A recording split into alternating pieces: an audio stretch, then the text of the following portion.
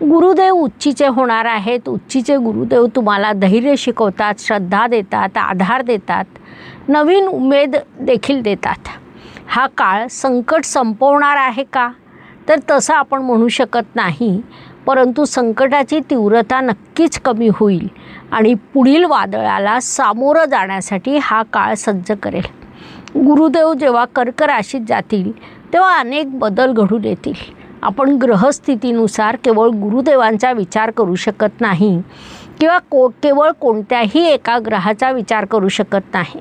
महत्त्वाची बाब म्हणजे गेल्या काही काळापासून राहूच्या दृष्टीत गुरु आणि गुरुच्या दृष्टीत राहू असल्यामुळे कुठेतरी चांडाळ योगाचा दुष्प्रभाव होता. गुरुदेव जेव्हा कर्क राशीत प्रवेश करतील तेव्हा हा योग संपेल आणि त्याची नकारात्मकता कमी होईल. एखाद्या विषयाची नकारात्मकता कमी झाली म्हणजे अप्रत्यक्षरित्या सकारात्मकता निर्माण होते, जी येणाऱ्या काळात निर्माण होणार आहे.